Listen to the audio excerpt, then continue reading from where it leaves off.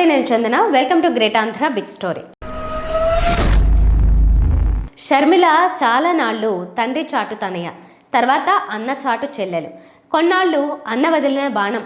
కానీ కాలక్రమంలో రాజన్న బిడ్డగా తనని తాను చాటుకుని తెలంగాణ కోడలిగా చెప్పుకుని ఒక పార్టీ మొదలుపెట్టి అనతి కాలంలోనే తన పార్టీని కాంగ్రెస్లో కలిపేసి అదే పార్టీ నీడలో ఉన్న రాజకీయ నాయకురాలు.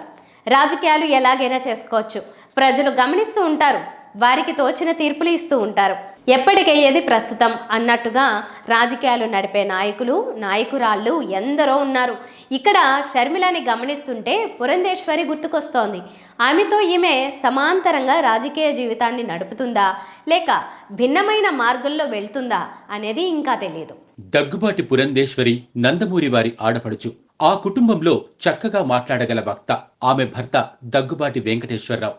ఆయన కూడా రాజకీయాల్లో ప్రవేశమున్న వ్యక్తే. ఈ దంపతులు చంద్రబాబు రాజకీయ ప్రాబల్యం ముందు నిలబడలేక భంగపడ్డ జంటగానే కనిపిస్తారు రాజకీయ యవనిక మీద. కానీ వ్యక్తిగత బంధాలకు వచ్చేసరికి ఈ దంపతులు ఎప్పుడూ నారా నందమూరి కుటుంబాల్ని దూరం చేసుకోలేదు.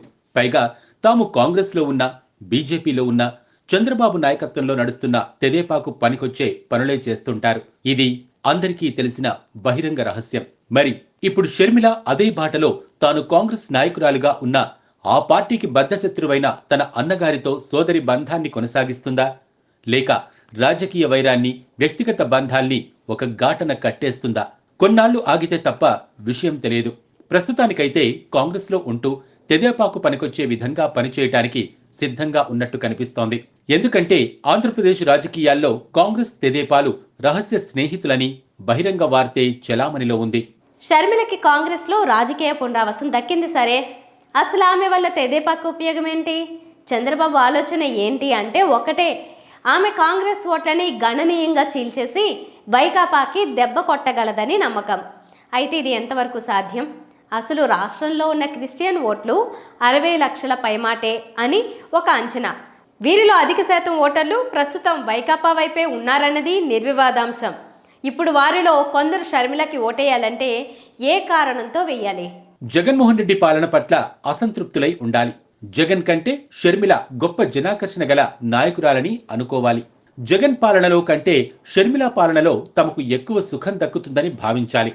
పై మూడింటిలో చివరి రెండింటికి అస్సలు ఛాన్సే లేదు. జగన్తో పోలిక తర్వాత విషయం. అసలు షర్మిలలో నాయకురాలు అనుకోగలిగే లక్షణం ఇప్పటికీ ఒక్కటి కూడా బయటపడలేదు. ప్రజాకర్షణలో ఆమె చాలా వెనుకబడి ఉన్నారు. ఇక పై వాటిల్లో మూడవది జరిగే పని కాదని అందరికీ తెలుసు. ఎందుకంటే పాలన అనేది సీఎం అయితేనే కుదురుతుంది. ఆమె ప్రస్తుత ఎన్నికల్లో గెలిచి ప్రభుత్వాన్ని ఏర్పరిచేంత పరిస్థితిలో లేదని ప్రతి ఓటరికి క్లారిటీ ఉంది. ఇప్పుడు మొదటి పాయింట్ కొద్దాం.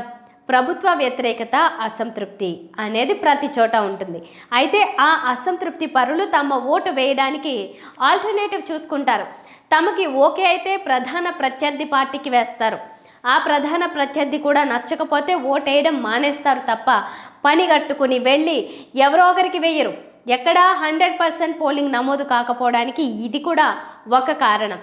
ప్రభుత్వాన్ని స్థాపించే శక్తి లేని అభ్యర్థులకి ఓటేసే వారి సంఖ్య అత్యంత అల్పంగా ఉంటుంది. ఈ లెక్కలో షర్మిల క్రిస్టియన్ ఓట్లు ఎలా చీలుస్తుంది? ఆమెకు క్రైస్తవుల్లోని ప్రభుత్వ వ్యతిరేక ఓట్లు ఎందుకు పడతాయి? ఇప్పుడు ఆమెకు ఓట్లు పడకపోతే రాజకీయ పునరావాసం సరే, కానీ అనవసరపు అప్రదిష్ట మాత్రం మూటగట్టుకోవటం ఖాయం. ఆ ఓటమి తర్వాత అసలు ఆమెను చంద్రబాబు ఎంతవరకు పట్టించుకుంటాడు?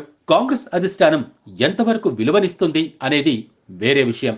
షర్మిల ఇంతకీ పురంధేశ్వరిలాగా కుటుంబం ఫస్ట్ రాజకీయం నెక్స్ట్ అనే పద్ధతిలో నెట్టుకొస్తుందా? అలా చేస్తే తెలివైన పనే అనుకోవాలి. అలా కాకుండా అన్నని దింపి తాను సీఎం అవ్వాలనే దిశలో ఆలోచిస్తుందా? ఇలా చేస్తే మాత్రం అతి తెలివే అనుకోవాలి. ఆమెలో తెలివుందా లేక అతి తెలివుందా అనేది కాలమే చెప్పాలి.